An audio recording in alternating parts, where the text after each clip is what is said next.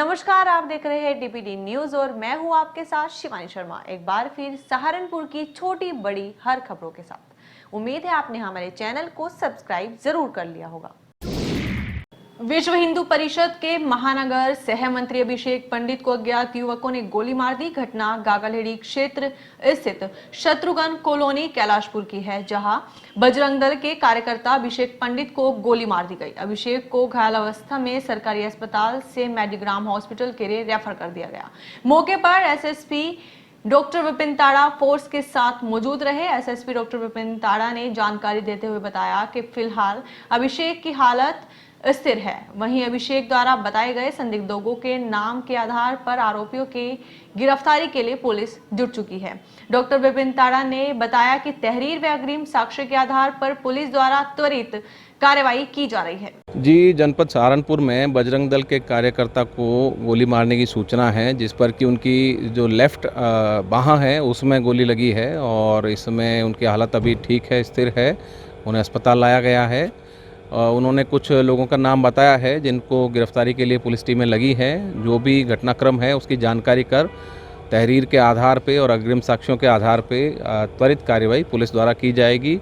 ज़िले के सभी तमाम आलाधिकारी यहाँ मौजूद हैं और सभी पक्षों से वार्ता कर कार्रवाई की जा रही है। कुछ संदिग्ध लोगों का नाम सामने आया है जिनकी की पुलिस तलाश कर रही है और जो अन्य साक्ष्य हैं उनकी भी पुलिस जांच कर रही है और जो भी चीज़ें सामने आएंगी उनके आधार पर तत्काल कार्रवाई की जा रही है। ये जो तथ्य बताए गए हैं उन सभी तथ्यों की जांच की जा रही है और जो अब संदिग्ध हैं उनकी भी पुलिस तलाश कर रही है और शीघ्र ही इसमें अग्रिम कार्रवाई की जाएगी।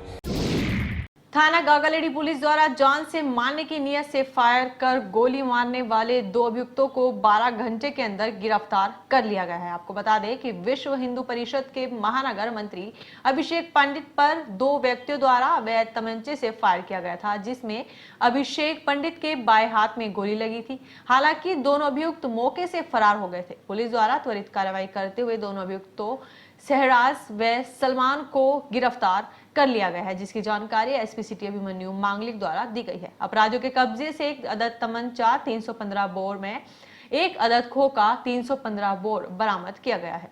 जी हाँ, ये देर रात कल सूचना मिलती है कि करीब 10:30 बजे ये जो हमारे वादी हैं अभिषेक पंडित, जो बजरंग दल और विश्व हिंदू परिषद से जुड़े हुए हैं, इन पे फायरिंग हुई है। इनके लेफ्ट हाथ पे, लेफ्ट बाह पे ऊपर की तरफ एक गोली लगी है और वहाँ पे तुरंत उच्च अधिकारी अस्पताल पहुँचते हैं, इनसे वार्ता की जाती है और इन्होंने कुछ नाम उस टाइम बताए थे।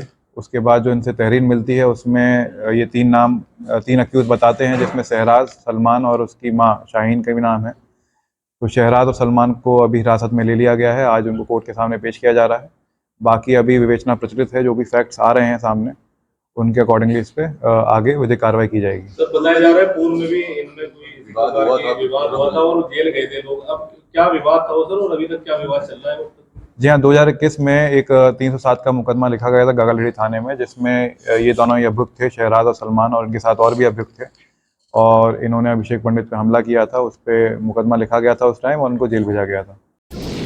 मुख्यमंत्री पुष्कर सिंह धामी ने शुक्रवार को हरिद्वार में भूपतवाला स्थित वेद निकेतन धाम में आयोजित श्रीमद् भागवत कथा कार्यक्रम में प्रतिभाग किया। रामचरितमानस की चौपाई बिन सत्संग विवेक न होई, राम कृपा बिनु सुलभ न सोई का उल्लेख करते हुए मुख्यमंत्री ने सत्संग की महिमा का उल्लेख किया। उन्होंने कहा कि श्रीमद् भागवत कथा हमें जीवन में नई ऊर्जा देने का कार्य करती है। मुख्यमंत्री ने सनातन धर्म का उल्लेख करते हुए कहा कि आज सनातन धर्म की पताका पूरे विश्व में फैल रही है। इसके साथ ही मुख्यमंत्री ने प्रधानमंत्री के नेतृत्व में देश भर में हो रहे कार्यों की प्रशंसा करते हुए कहा कि प्रधानमंत्री नरेंद्र मोदी के नेतृत्व में आज पूरा देश चहुमुखी विकास कर रहा है। श्रीमद् भागवत कथा कार्यक्रम के आयोजक श्री भरत सिंह रहेश्वर तथा श्री रजनी भाई पटेल ने मुख्यमंत्री श्री पुष्कर सिंह धामी के नेतृत्व में उत्तराखंड में हो रहे चहुमुखी विकास कार्यों की प्रशंसा की। इस अवसर पर संबंधित पदाधिकारी एवं अधिकारीगण उपस्थित रहे। पुलिस के द्वारा एक शातिर नशा तस्कर को गिरफ्तार किया गया। वरिष्ठ पुलिस अधीक्षक सहारनपुर के निर्देशन में नशीले पदार्थों के विरुद्ध एवं नशा तस्करों के विरुद्ध गिरफ्तारी हेतु चलाए जा रहे अभियान के अनुपालन में पुलिस अधीक्षक ग्रामीण व सीओ सर्कल बेहट के निकट पर्यवेक्षण में तथा प्रभारी निरीक्षक मिर्जापुर नरेश कुमार के कुशल नेतृत्व में गठित पुलिस टीम द्वारा चेकिंग के दौरान एक शातिर नशा तस्कर नसीब उर्फ सोनू पुत्र रिजवान को गिरफ्तार किया गया, जिसके कब्जे से 350 ग्राम अवैध चरस बरामद हुई। नागपुर सीओ के कार्यालय में तैनात दरोगा हरपाल बिश्नोई को एंटी करप्शन की सहारनपुर और मेरठ टीम ने शुक्रवार को रंगे हाथ गिरफ्तार किया। आरोप है कि दरोगा ने 80,000 रुपए की रिश्वत मांगी थी। एंटी करप्शन टीम ने आरोपी के खिलाफ कोतवाली सदर बाजार में रिपोर्ट दर्ज कराई है। बताया जा रहा है कि सरसावा थाने के गांव अहमदपुर निवासी एक व्यक्ति ने एंटी करप्शन विभाग से शिकायत की थी। शिकायत मिलने पर एंटी करप्शन सहारनपुर और मेरठ की टीम सक्रिय हो गई। टीम ने शुक्रवार को आरोपी को 50,000 रुपए लेते हुए रंगे हाथ गिरफ्तार किया। आरोपी दरोगा को कोतवाली सदर बाजार लेकर पहुंची। मेरा नाम महेश कुमार सैनी। महेश जी बताइए, एक दरोगा को आपने गिरफ्तार कराया है, क्या पूरा मामला है? मामला रिश्वत का था जी। इसमें इन्होंने कहा भैया 1 लाख तो देने पड़ेंगे। मैंने कहा सर मेरे पास तो है नहीं, मेरे पास रिकॉर्डिंग भी है वो। तब इन्होंने कहा भैया 80 तो देने ही पड़ेंगे। मैंने कहा साहब देख लो, गरीब आदमी हम, इतना पैसा नहीं है।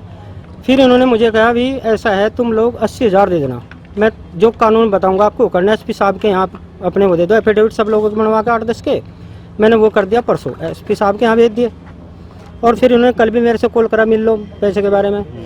फिर मैंने कहा सर मिल लूँगा। कहने लगे मुझे कल घर जाना है। शाम को फ़ोन आया इनका। मैंने कहा सर किस टाइम जाओगे? सुबह 12 बजे जाऊँगा। मैं कहा जी मैं 12 बजे मिल लूँगा। फिर इनका कॉल आया मेरे पास 10:30 बजे। बोला हाँ भाई क्या रहा? मैंने कहा साहब पैसों का इंतजाम हो गया, लेकिन मेरे पास 80 नहीं 50,000 है, ये दूंगा मैं आपको। कहाँ मिलोगे? मैं कहा जहाँ आप क्या दोगे सर? कहने लगे आप पुलिस लाइन आ जाओ, मेन गेट पर मिलूंगा मैं इसके पास में ही। मैंने कहा सर कहीं चाय की दुकान पे बैठ लेंगे, चाय वाय भी पी लेंगे। कहने लगे नहीं। मैंने अपनी टीम को सब कुछ बता रखा था, मेरे से रिश्वत मांगी जा रही है ऐसे। टीम से मैं 4-5 दिन से लगातार कांटेक्ट कर चुका था। तो कितने पैसे मांगे थे इन्होंने? सर इन्होंने पहले 1 लाख से 80,000 में तय हो चुकी थी। अच्छा। उसमें से हमने से आज 50,000 दिए। इसने कहा भाई 50 क्यों दे रहे हो, 80 दो। मैंने कहा साहब 30 जब रिपोर्ट लगा दो, जब दे दूंगा 50 ले लो आप। इन्होंने मुझे गाड़ी में बिठा लिया अपने लगा के। कहने लगे एफिडेविट। मैं कहा जी भेज दिए साहब, ये एफिडेविट है। तो जी वहाँ जैसे ही मैंने इनको पैसे दे दिए इनके हाथ पे, इन्होंने जेब में डाल दिए। तो मैंने अपनी टीम को अपने हाथ से ऐसा इशारा कर दिया। मेरी टीम समझ गई चारों तरफ। तो वो लोग सभी आ गए हमारे टीम पे और सबने इन्हें पकड़ लिया। वरिष्ठ पुलिस अधीक्षक विपिन ताड़ा के निर्देशन में जनपद में ऑपरेशन तलाश चलाया जा रहा है, जिसके बारे में जानकारी देते हुए पुलिस अधीक्षक नगर अभिमन्यु मांगलिक ने बताया कि ऑपरेशन तलाश का मुख्य उद्देश्य ऐसे लोगों की धरपकड़ करना है जो बाहर के देशों से आकर अवैध रूप से सहारनपुर में रह रहे हैं। ऑपरेशन तलाश के तहत सहारनपुर पुलिस द्वारा होटल, ढाबे या कार मैकेनिक आदि की दुकानों पर काम कर रहे कर्मचारियों की पहचान सत्यापित की गई है, जिसके आधार पर संदिग्ध व्यक्तियों की जांच भी की गई है। सबसे पहले मैं आपको ऑपरेशन तलाश का एक उद्देश्य जो ऑब्जेक्टिव है वो मैं आपको बताना चाहूँगा। ऑपरेशन तलाश ये एसएसपी सर द्वारा निर्देशन में चलाया गया था। जो उसका मेन ऑब्जेक्टिव ये था कि जो सहारनपुर की हमारी जोग्राफिकल लोकेशन है वो बहुत स्ट्रैटेजिक है। इसमें 3 स्टेट्स की हमारी बाउंड्री लगती हैं। यहाँ से जो हमारे बॉर्डर, इंटरनेशनल बॉर्डर है, वो भी बहुत ज़्यादा दूर नहीं है अगर आप पाकिस्तान की बात करें तो। इस वजह से ऐसे कुछ इनपुट्स मिल रहे थे, इंटेलिजेंस से भी कुछ इनपुट्स मिल रहे थे। और जो हमारी ATS यूनिट है वो भी ऐसे लोगों पे काम कर रही है जो बिना किसी वैलिड पेपर्स के बाहर के देशों के हैं और यहाँ पे आके बस गए हैं, काम कर रहे हैं और उनके पास परमिट नहीं है और कोई उनके पास रेफ्यूजी के पेपर्स भी नहीं है। तो ऐसे लोगों की धरपकड़ भी हुई है पिछले कुछ दिनों में ATS यूनिट द्वारा। तो उसी से हमने ये क्यू लेके ये पूरा प्रोग्राम ऑपरेशन तलाश जो है डिज़ाइन किया था। इस ऑपरेशन तलाश में जो हमने पहला जो स्टेज रखी थी वो ऑपरेशन तलाश में सत्यापन जो होने थे। तो हमने कुछ जो ऐसे इस्टेब्लिशमेंट हैं जैसे होटल हो गए या ढाबे हो गए या फिर कार मैकेनिक की दुकानें हो गई या फिर जो हमारे यहाँ कमेले चल रहे हैं वो हो गए, तो उन जगहों पे जो लोग काम कर रहे हैं और उनके पास क्या एड्रेस प्रूफ हैं वो हमने सत्यापित कराए थे। हमने जो सिम विक्रेता हैं उन लोगों से मीटिंग करी है, जनसेवा केंद्र है उनसे भी मीटिंग करी है जो आधार कार्ड बनाते हैं और जो सिम इशू करते हैं कि क्या वो एड्रेस प्रूफ लेते हैं उसके लिए और क्या वो सुनिश्चित कर रहे हैं कि सही एड्रेस प्रूफ पे ही वो सिम और आधार कार्ड इशू हो रहे हैं या नहीं हो रहे हैं। तो इसमें हमारा जो फर्स्ट फेज़ अभी जो हुआ है जिसमें हमने सिटी के मेन जो हमारे जगह हैं वहाँ पे हमने सत्यापन कराए ऐसे लोगों के, और कुछ 100 से 150 परिवार ऐसे हमारे उसमें आइडेंटिफाई हुए हैं जिनके बहुत ही ज़्यादा कंक्लूसिव हमें मतलब पेपर्स मिले नहीं हैं। उनके जो एड्रेस आईडीज़ हैं वो शायद किसी नॉर्थ ईस्ट स्टेट्स की हैं, आसाम या वेस्ट बंगाल की हैं। तो इसका जो नेक्स्ट फेज़ ये रहेगा कि जो वो फैमिली आइडेंटिफाई हुई हैं उनके जो मूल पते हैं उस स्टेट्स के, उनको हम पत्राचार करेंगे, कॉरस्पॉन्डेंस करेंगे, उनसे हम मांगेंगे अगर ये जो हमें एड्रेस प्रूफ दिखाया जा रहा है क्या वो मूल पते पे रहते भी थे या नहीं रहते थे। तो इस तरह पूरा प्रोग्राम डिज़ाइन हो रहा है, और उसके बाद जो भी हमें वहाँ से इनपुट्स आते हैं दूसरे स्टेट से, उसके ही बिना पर हम आगे कार्रवाई करेंगे। वीडियो में अंत तक बने रहने के लिए आपका शुक्रिया। हमारी वीडियो को लाइक एंड शेयर करना ना भूलें और वीडियो आपको कैसी लगी कमेंट में जरूर बताएं।